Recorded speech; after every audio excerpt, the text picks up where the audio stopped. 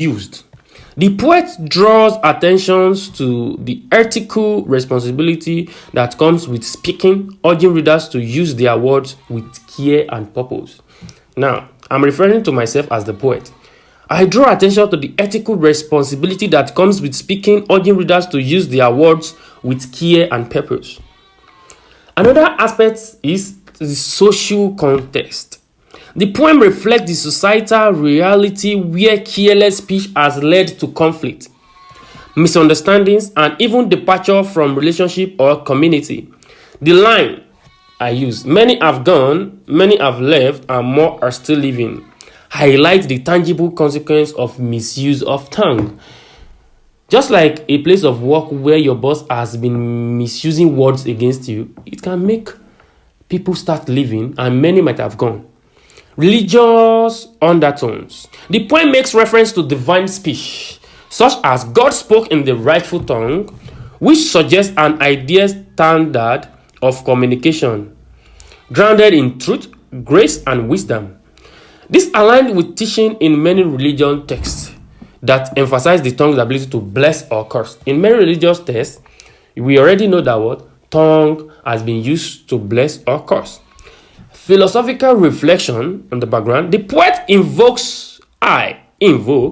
introspection, urging readers to consider how they use their tongue in leadership, mentorship, or everyday interaction. The rhetorical questions throughout the poem engage the audience directly, compelling them to assess their speech impact on others. Literary context. The poem employs vivid imagery, e.g., vivid imagery, rattle of guns, and metaphors, e.g., the tradition of what you need to caution. That is the tradition, the tongue. You need to caution it. To illustrate the tongue destructive and constructive potential, the tone shifts between reflective, accusatory, advisatory, reinforcing the poem moral weight. Now we have to talk about the subject matter of tongue.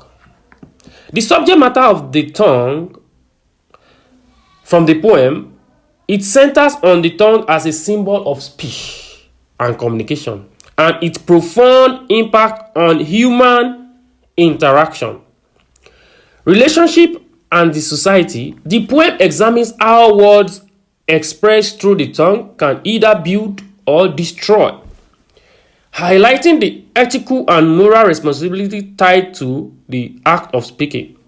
The poet reflects on the consequence of careless speech, the importance of speaking with kindness and wisdom, and the role of words in leadership, mentorship, and everyday life.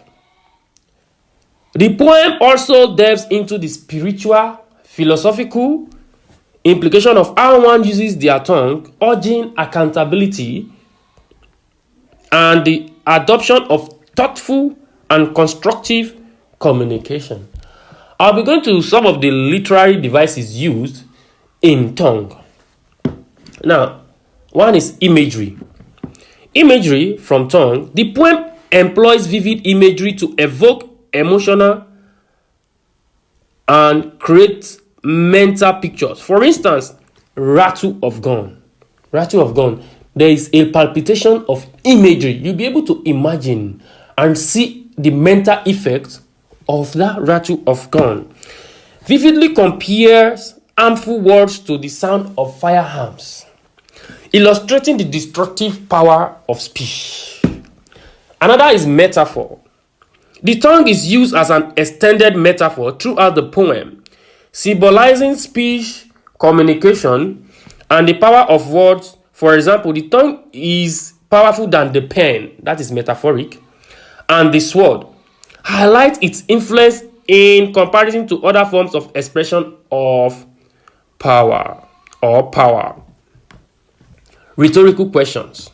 The poet uses rhetorical questions such as, who have you mentored with your tongue? And how do you lead with your tongue? To engage the reader, encouraging self-reflection and introspection. Personification. The tongue is personified as having the ability to act independently, as seen in lines like, Your tongue should be pleasant always. And how do you speak in the rightful tongue? The techniques emphasize its perspective, autonomy, and power. Alliteration. Alliteration is used to create rhythm and focus on key ideas. For example, pleasure of pleasant substitute reinforce the theme of positivity in speech. Repetition. Yes, there's repetition in the tongue.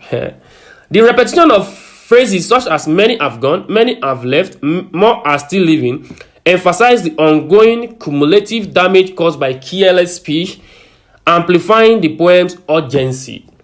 Tone shifts. The poem tone transitions between reflective, cautionary, and didactic. It starts by contemplating the tongue's dual nature, moves to admonishment, and ends on a call to action, guiding the reader through emotional and moral contemplation. Contrast. The poem contrasts the positive and negative aspect of tongue, such as in the line, happiness and sadness. That is a contrast, juxtaposition. The tongue can bring to underscore its dual power. Direct address. The poem frequently addresses the readers directly using second person pronoun like you. Phrases such as I am talking to you. This makes the poem conversational and personal, drawing the audience into its message. Symbolism. What does it symbolize? The tongue symbolizes more than speech. It represents influence, leadership, moral responsibility as reflected in lines like, you are a leader, but how do you lead with your tongue? Moral allegory. The poem functions as a moral allegory where the tongue's action represents broader ethical and social implications, encouraging readers to consider the consequence of their word. Religion and philosophical allusion. That is another allusion. Another is moral allegory. The poem functions as a moral allegory where the tongue actions represent broader ethical and social implications, encouraging readers to consider the consequence of their action. The last one is religious and philosophical allusion. The reference to God spoke in the rightful tongue invokes religious authority, suggesting that divine communication serves as a model of human speech.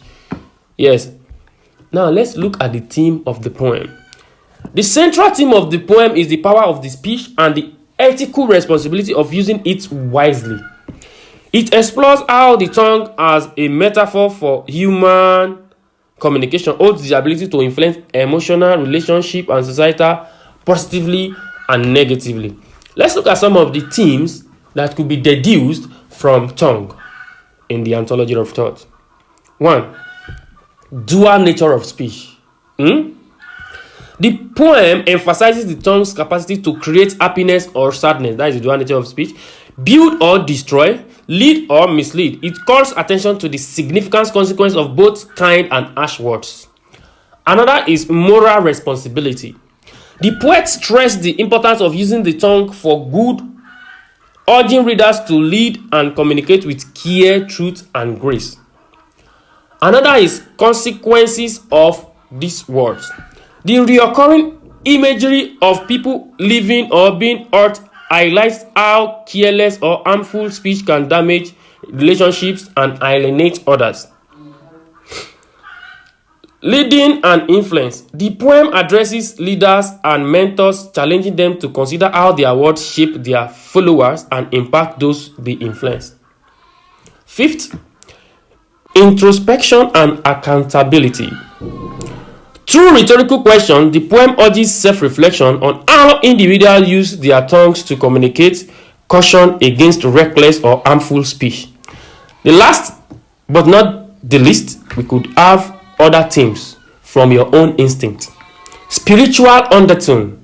The reference to divine speech, God spoke in the rightful tongue, suggests that ethical communication should align with truth, wisdom, and divine principle.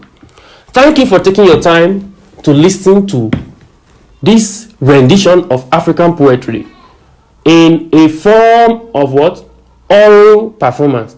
I've read the tongue, I've explained the Anthology of Thought to my viewer, But I would like you to subscribe to my YouTube channel, watch this video till the end, and I'll continue with the other poetry. I'll continue from the second poetry in the Anthology of Thought. Thank you for watching. You can subscribe to Freaky Fresh TV. Thank you once more.